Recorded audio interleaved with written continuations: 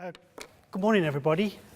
My name's Neil Smith, and I'm a Health and Safety Manager for Stockport Homes. My colleague today is Liz Chadwick, who's the Organisational Development Manager for Stockport Homes. And we're going to talk about mental health first aid and suicide prevention and what we've done in Stockport, and more importantly, Stockport Homes. Okay, so just to give you a bit of background to Stockport Homes and an overview of who we are. Stockport Homes is an arm's length management organisation, or ELMO, which was established in 2005 to manage the 11,000 plus housing stock of Stockport Council. We deliver a range of services on behalf of the council to manage and improve our neighbourhoods, support vulnerable people and assist those who have housing need.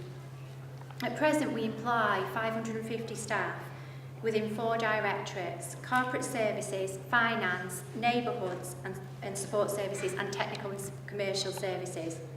We're committed to the engagement and well-being of our employees, and as such benchmark against national standards such as Investors in People and against other organisations through the Best Companies Award. Our vision is to transform lives.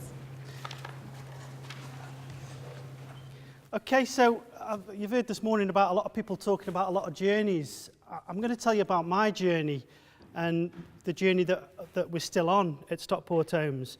Back in 2012, Stockport Homes decided to be assessed against what was then quite a new sort of an accreditation, which was the Investors in People Health and Wellbeing Award. And of course, with having the title Health and Safety in my job remit, they thought it would be a good idea for me to do that. So this was based on an activity, and we already had a commitment in the organisation to improve employee well-being. So as part of this kind of process, I went along to an IIP workshop, very corporate, and from there the topic of psychological illness was raised, and I'll be honest with you, from a well-being perspective, I'd never even thought about it before, being sort of health and safety. From this workshop, I was put into contact with Christine Clark, and she invited me along to attend the 2-day mental health awareness course. And I've got to say, hand on heart, it actually changed my life. And it's probably why I'm standing in front of a room of people where I'm normally out on a building site looking at scaffolding today. It did change my life. It changed my perception of mental illness, my own ignorance of mental illness, my fears around it, about talking to people about it. It changed everything. And I knew from that point, after those 2 days, that I needed to go back into my organisation, and I wanted to do something to help to make a difference.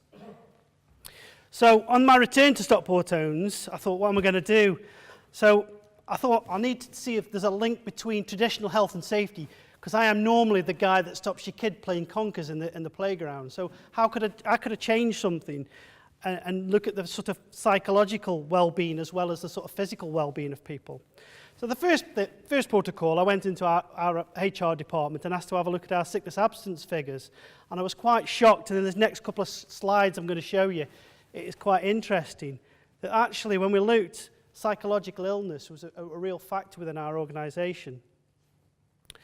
So at this point, we had established that although we did offer a wide range, Stockport Homes did offer a wide range of wellbeing activities, but these were things like, I hate saying this, Tutti Frutti Tuesdays, which is free fruit. We did losing weight, we did cancer awareness, we did mini health checks. All these kind of things focused more on the physical elements of wellbeing and nothing on the sort of like a psychological well-being. And it was that when we looked at our HR figures, it was actually the highest, the sort of highest sort of triggers. So this actually caused a bit of a light bulb moment in my head, and I thought we've got to embrace mental health first aid with Christine. So I put a business case together, and I went to our management team and our board, who subsequently have fully supported and endorsed this. And in fact, all our directors and board members have actually done the course themselves.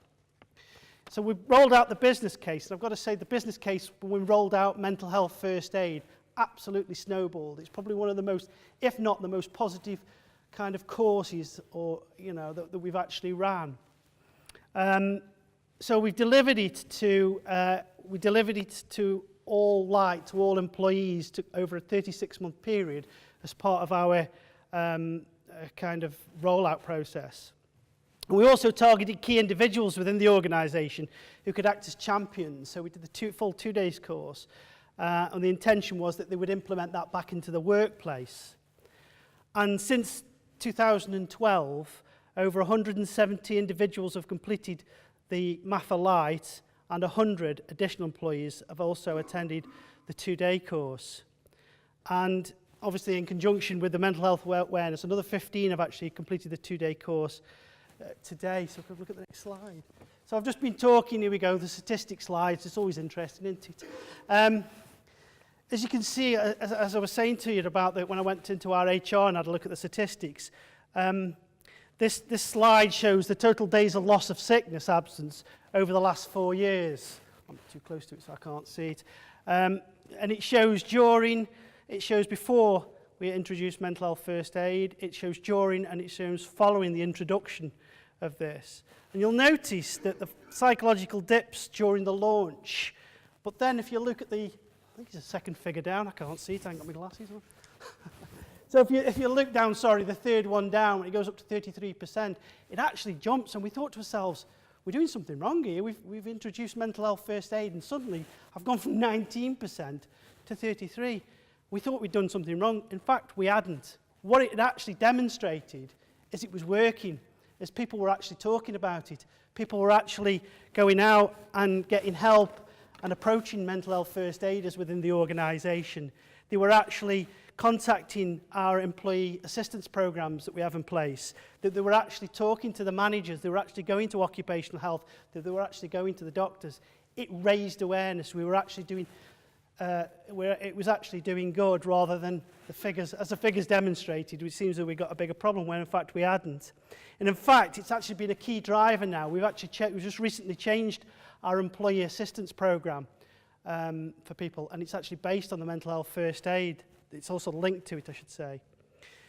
So as you can see through these statistics, they've been embedded in the organisation. We can start now to see a drop year on year. So in terms of the mental health first aid course that Christine runs, to date, I think over 50% of the organisation have gained a valuable life skills, let's call it. It's not just about them being in work, it's about something that they can take out into their own personal lives as well. So this is life skill, and it helps support their own well-being as well as others. So I think you'll agree this is an absolute fantastic start. And I was actually, and due to this, I'm very proud that Stockport-Holmes was actually nominated, and we were runners-up at last year's Mental Health First Aid Awards at the House of Lords. But that's just my part of the journey. What I'm going to do now, and it doesn't end here, I'm going to hand you over to Liz that's going to tell you about what we're doing in the future. Thank you. Okay, so as you've heard from Neil, we have a real passion for wellbeing and engagement in Stockport-Holmes, and we're always looking for ways to enhance and build on what we've already achieved to ensure we are continuously improving and supporting our staff and customers in these ever-changing times, which are currently influenced by austerity measures and their subsequent impact on public services. Our vision is to have total wellbeing for all our staff and customers, so it becomes an acknowledged way of working and living. Therefore, the support and initiatives we provide to and invest in our workforce directly influence the challenges and support required by our customers using a joined-up approach. As such, we have recently established a health thematic group. Its purpose is to focus on key health and wellbeing themes within our organisation and the wider borough of Stockport.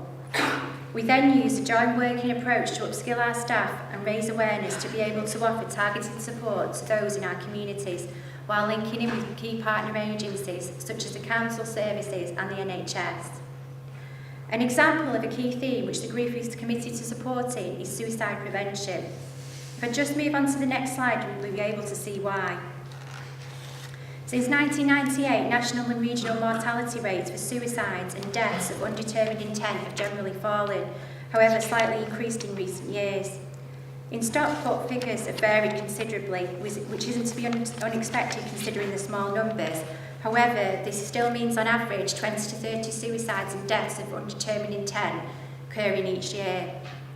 As you can see, this chart shows 3 times as many males compared to females have died in Stockport from suicides or death of undetermined intent over the last 9 years, and the average age of both sexes being between 30 and 49.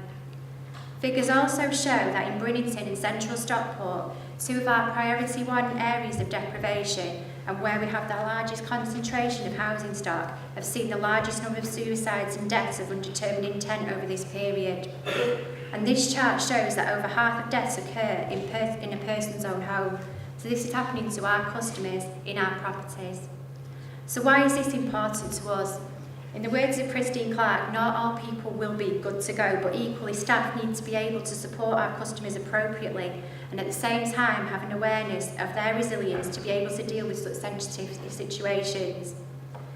This is backed up by a recent piece of research, as you can see in the next slide, that we undertook as an organisation to establish the impact of welfare reform in our workforce.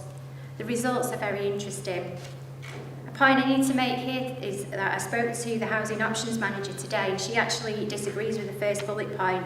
She believes, in fact, that since this survey was completed, threats of suicide to staff have actually increased. It is therefore evident that staff need more targeted support to be able to work with customers threatening suicide, and also to be able to deal with the impact that this has on them in the workplace and not to take it home. So what are we going to do as an organisation in response? In addition to staff who've already undertaken Safe Talk, we're currently highlighting key individuals to complete Assist.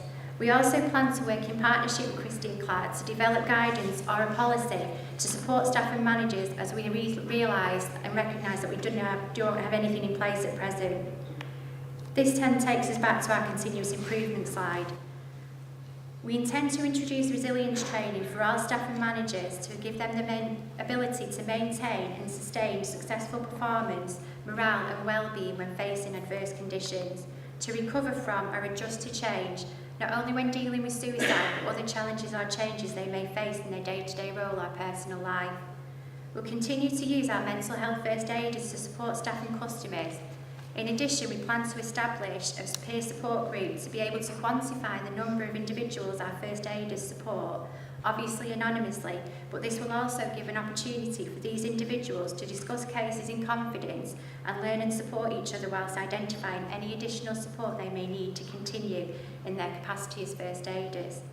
And finally, through our wellbeing policy, we will continue to monitor and evaluate our total approach to wellbeing to ensure it continues to meet the needs of both our staff and customers. So, in summary, our journey started with the acknowledgement, or my acknowledgement, of the importance of psychological well-being within our workforce. And we've actually, with the help of Liz and the rest of the people at Stockport Homes, have helped to refine this by focusing on areas of high risk relating to mental health. We're putting into place interventions that impact positively on both our staff and also our customers. And in doing so, we look forward to the future and transforming people's lives. As you'll see at the bottom of the slides there, our tagline for the organisation is something that's quite passionate, and both me and Liz, is that we're actually passionate about transforming lives.